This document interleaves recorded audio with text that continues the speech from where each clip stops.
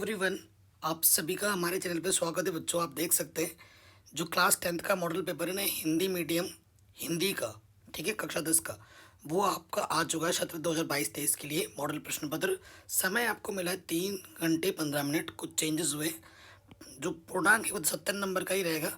प्रारंभ के 15 मिनट परीक्षार्थियों को प्रश्न पत्र पढ़ने के लिए निर्धारित किए जाएंगे। प्रश्न पत्र को 2 खंड में बांटा जाएगा, खंड और खंड ब। प्रश्न पत्र के खंड अ में बहुविकल्पी प्रश्न है, जबकि खंड ब में जो होगा वो लिखने वाले, सॉल्व करने वाले प्रश्न होंगे। ओएमआर सीट में इसका आपको आंसर देना होगा। आपको नीले पेन और काले बॉल पेन जो होते हैं उन्हीं का यूज़ करना पड़ेगा। प्रश्न पत्र अ के लिए 1 घंटा मिलेगा और ब के लिए 2 घंटे मिलेंगे, ठीक है। प्रत्येक प्रश्न के सम्मुख उनके अंक निर्धारित किए गए हैं। ये मॉडल पेपर है। बाबू गुलाब राय किस युग के लेखक हैं? अगर किसी को आंसर पता है मुझे कमेंट करके ज़रूर बताना, ठीक है। चिंतामणि किस विद्या की रचना है? गबन किसकी रचना है? ठीक है, इसका फुल सोल्यूशन आने वाला है चैनल पे जल्द। शुक्ल युग की समयावधि क्या थी? नीड़ का निर्माण फिर किस विधा की रचना है? प्रिय प्रवास किस युग की रचना है?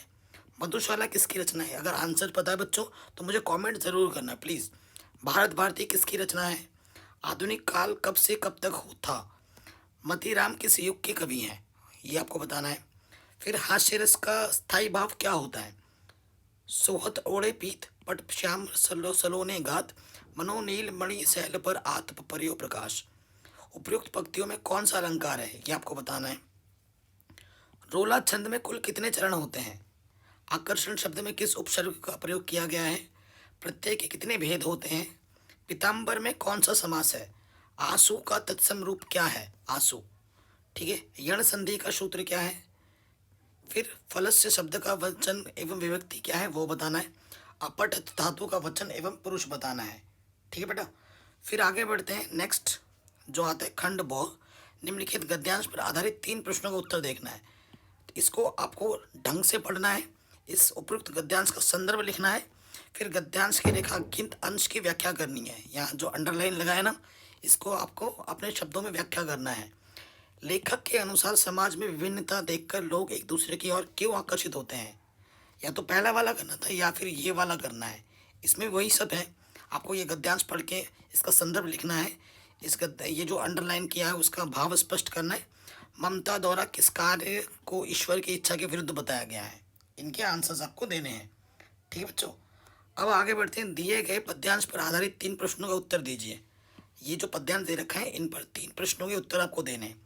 संदर्भ लिखना है, व्याख्या करनी है इनकी, अंडरलाइन जो है, और उपयुक्त पंक्तियों में कौन सा अलंकार है वो बताना है। या तो ये करना है या फिर ये करना है, ठीक है। आप पढ़ लेना अच्छे से।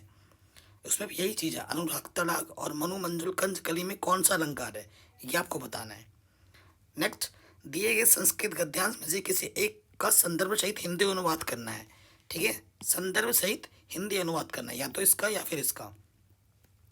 नेक्स्ट क्वेश्चन भी वही है।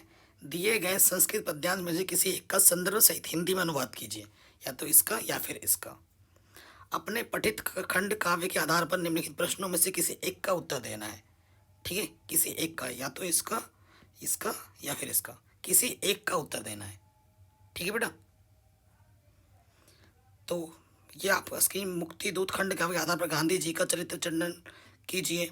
मुक्ति दूत खंड काव्य चतुर्थ सर्ग का कथानक अपने शब्दों में लिखिए, ठीक है। ज्योति जवाहर खंड काव्य की कथा वस्तु संक्षेप में लिखिए। ज्योति जवाहर खंड काव्य के आधार पर जवाहर नेहरू का चरित्र चित्रण कीजिए, ठीक है। और मेवाड़ मुकुट खंड काव्य के द्वितीय सर्ग लक्ष्मी का सारांश लिखिए। एक्चुअली क्या है ना, ये जो दो दो पार्ट दे रखे हैं ना, इनमें से एक करना है। आई थिंक ये देखो 3 गुणा 1 लिखा है ना। तो ये जो कॉम में 2 ऑप्शन दे रखे हैं, यहाँ से एक करना है, यहाँ 2 ऑप्शन दे रखे हैं, यहाँ से एक एक करना है। तो खौ खौ ग तीनों करने हैं, लेकिन नहीं नहीं, अच्छा अच्छा ऐसा है। सो देखो बेटा, ये यहाँ मैंने अब देखा है ये 4 तक है ना, तो इनमें से कोई 3 करने हैं। प्रश्न पत्र पूरा देखे बिना आप पता नहीं लगा पाएंगे, ठीक है। इनमें से कोई 3 करने हैं आपको, ठीक है। देखो यहाँ तक दे रखे हैं। फिर क्या बोला, दिए गए लेखकों में से किसी एक का जीवन परिचय लिखते हुए एक प्रमुख रचना का उल्लेख भी करना है। डॉक्टर राजेंद्र प्रसाद, जयशंकर प्रसाद, आचार्य रामचंद्र शुक्ल। बहुत इंपॉर्टेंट है, हर साल आता है। दिए गए कवियों में से किसी एक का जीवन परिचय देते हुए एक प्रमुख रचना का उल्लेख करना है। गोस्वामी तुलसीदास, सुमित्रानंदन भट्ट और महाकवि सूरदास। फिर क्या बोले, अपनी पाठ्य पुस्तक में से कंठस्थ कोई एक श्लोक लिखिए और प्रश्न पत्र में ना आया हो वो आपको लिखना है, 2 नंबर में आए। निम्नलिखित में से किन्हीं 2 प्रश्नों का उत्तर संस्कृत में दीजिए। ये 4 दे रखा है ना, इनमें से किसी 2 का उत्तर संस्कृत में देना है। निम्नलिखित में से किसी एक विषय पर निबंध लिखनी है। ये 4 टॉपिक है, पर्यावरण संरक्षण, आतंकवाद, जनसंख्या, ठीक है, और नारी सशक्तिकरण। इनमें से किसी एक टॉपिक पर आपको निबंध लिखना है, 9 नंबर का है। तो ये मॉडल पेपर है आपके हिंदी का।